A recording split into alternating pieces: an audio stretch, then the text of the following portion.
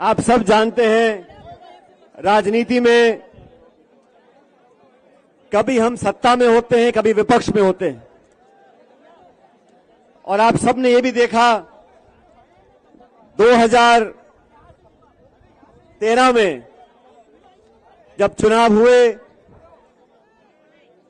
हम लोग, हमारी पार्टी, हम सब लोग बुरी तरह हारे। और 2013 से लेकर 2018 तक जो समय था, वो समय हम सबके विपक्ष में रहने का था। हमने विपक्ष में रहकर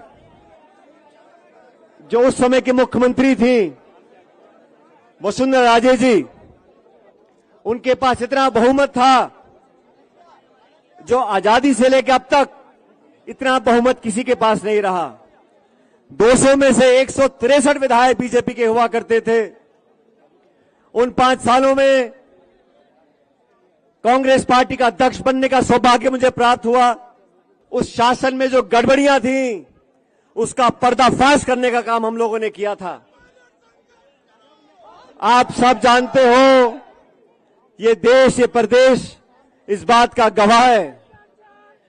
वसुंधरा जी के कार्यकाल में लगातार भ्रष्टाचार हुआ, खुलेआम हुआ, और वसुंधरा जी को ललकारा हम लोगों ने। हमने चैलेंज दिया, आपके पास बहुमत हो सकता है, आपके पास सत्ता हो सकती है, आपके पास शासन हो सकता है, लेकिन जनता को लूटने का लाइसेंस आपके पास नहीं है। जो आरोप उस समय लगे थे, मैंने आरोप लगाए थे अध्यक्ष होते हुए, हमारी पार्टी के तमाम नेताओं ने आरोप लगाए थे, सम्मानीय अशोक गहलोत साहब ने आरोप लगाए थे। बजरी माफिया, शराब माफिया, जमीन माफिया, लोगों के बीच में घोटाला हुआ। 40,000 करोड़ रुपए का घोटाला हुआ। जब घोटाला हम लोगों ने पकड़ा तो सारी लीज कैंसिल कर दी। लेकिन लीज कैंसिल करने से अपराध कैंसिल नहीं होता। हमने सीबीआई की जांच की मांग करी, सीवीसी की मांग करी, सीएजी की मांग करी। हम लोग दिल्ली गए और हमने मांग रखी थी, कितना बड़ा खान घोटाला हुआ, इसकी जांच, उच्च स्तरीय जांच होनी चाहिए। आप सब लोगों ने हमारी बात पर विश्वास किया। और राजस्थान में जहां कांग्रेस पार्टी सिमट कर सिर्फ 21 सीटों पर रह गई थी, आप कल्पना करो, हम सत्ता में थे और 20-21 सीटों पर आ गए थे। वो समय मुझे अच्छी तरह याद है। मेरे तमाम साथियों ने, पार्टी कार्यकर्ताओं ने खून पसीना बहाकर कांग्रेस पार्टी को सत्ता में हम लेकर आए। ये आश्वासन दिया जनता को कि सत्ता में आएंगे तो दूध का दूध और पानी का पानी होगा।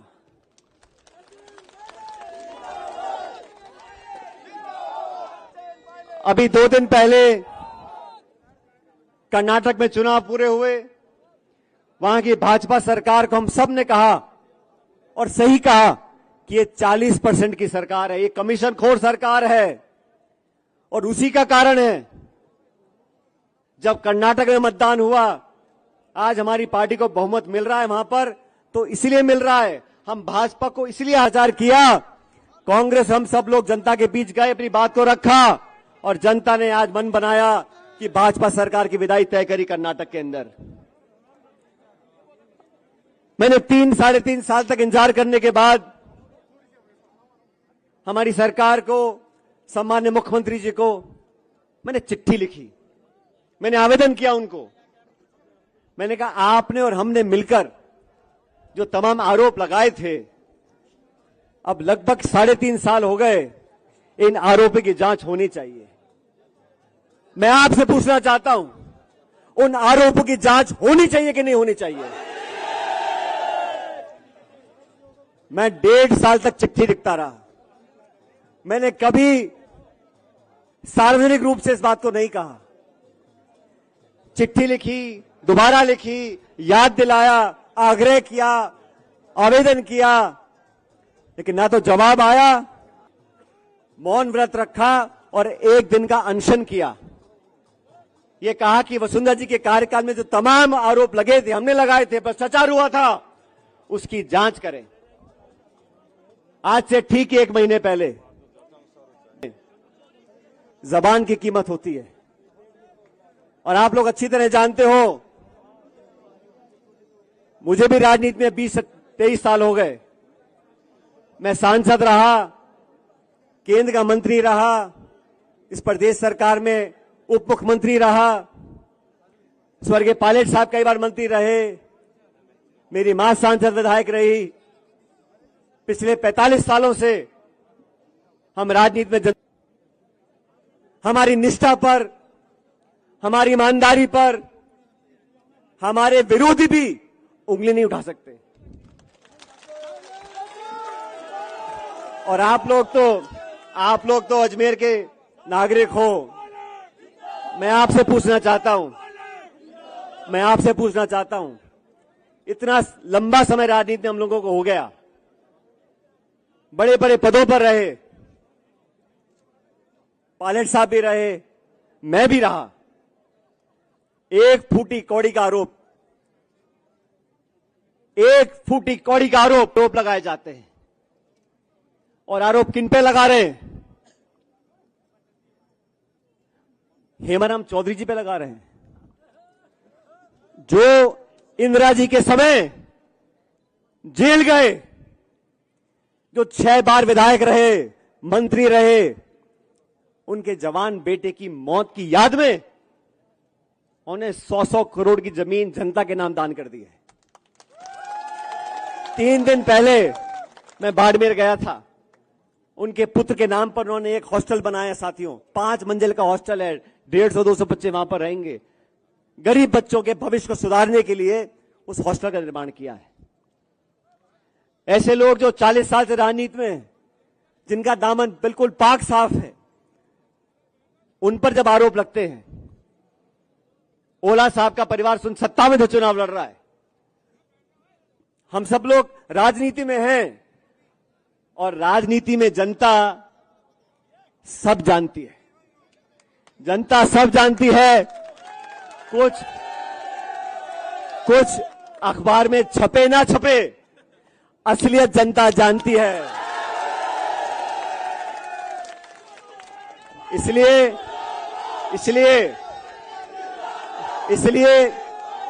इस राजस्थान के अंदर,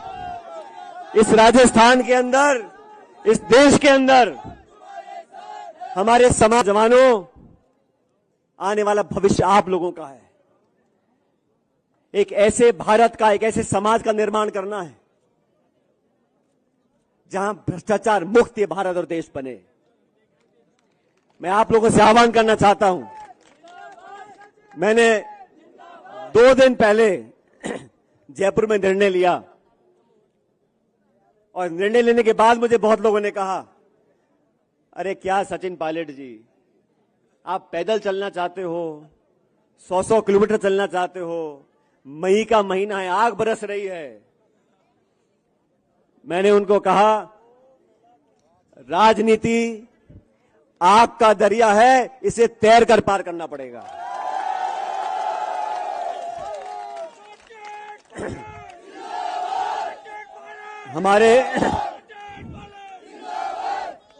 और इसलिए मैं आप लोगों के बीच में आज यहां पर आया हूं, इस मिट्टी से, यहां के लोगों से, आप सबसे एक ऐसा रिश्ता है जो दुनिया की कोई ताकत चाहे उस रिश्ते को कमजोर नहीं कर सकती। एक समर्पण का भाव, एक त्याग का भाव, और आपसी जो मोहब्बत है, वो आप लोगों के असीम आशीर्वाद की वजह से आज कायम है। मैं तो आप लोगों से आवेदन करना चाहता हूं, इस देश में, इस प्रदेश में अगर सबसे ज्यादा कोई मौजूद है आज, तो हमारे नौजवान हैं। इन नौजवानों के भविष्य को बेहतर बनाने के लिए हमें नौजवानों का विश्वास कायम करना पड़ेगा। आज यहां अजमेर जो आरपीसी का ठिकाना है, पिछले कुछ समय में लगातार पेपर लीक हुए, लाखों, बात नौजवानों के भविष्य की है। जब लाखों लाख बच्चों को लगे हमारा व्यवस्था में विश्वास कम हो रहा है।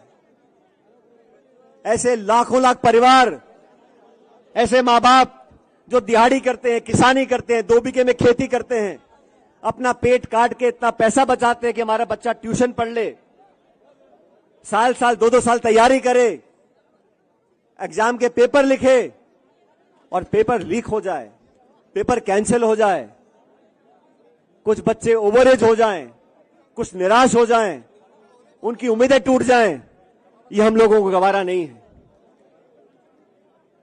मेरे ख्याल शायद पहली बार जब से भारत आजाद हुआ है तब से किसी आरपीएससी के सदस्य को गिरफ्तार करने की नौबत आई है।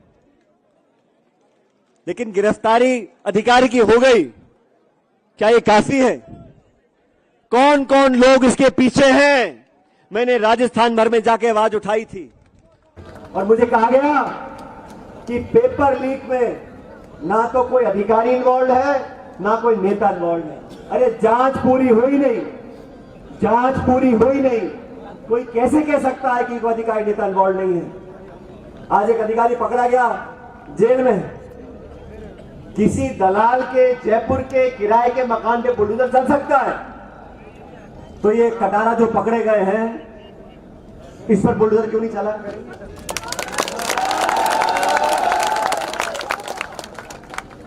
अपनी आवाज उठाने के लिए, आपकी आवाज सुनने के लिए, जनता की आवाज बनने के लिए हम लोगों ने यात्रा निकाली है। जन संघर्ष यात्रा किसी के विरोध में नहीं, जन संघर्ष यात्रा भ्रष्टाचार के विरोध में है। जन संघर्ष यात्रा नौजवानों के संरक्षण के लिए है। हमारे बच्चे बच्चियां पढ़ लिख कर उन पदों पर बैठे जहां से नीतियां बनती हैं। ये सपना स्वर्गीय पायलट साहब का था।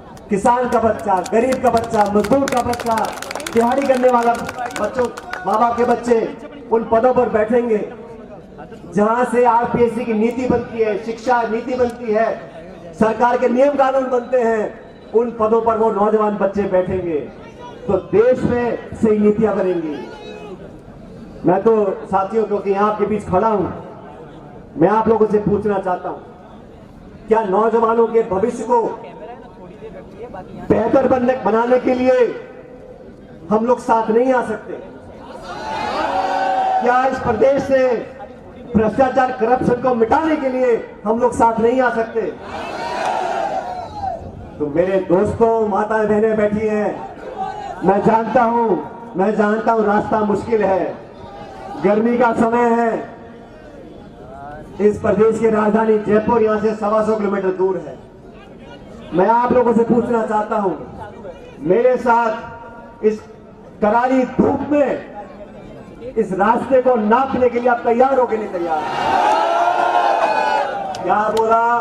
मुझे आवाज नहीं आई। क्या आप लोग तैयार हो कि नहीं तैयार हो? दोनों हाथ बने कर बताओ, मुट्ठी बंद कर बताओ, मेरे साथ जोरदार नारा दो, भारत माता की, भारत माता की। आखिरी नारा आसमान को भेद कर आवाज आनी चाहिए जयपुर तक, भारत माता की। बहुत धन्यवाद। राम राम साहब, अब चलो मेरे साथ।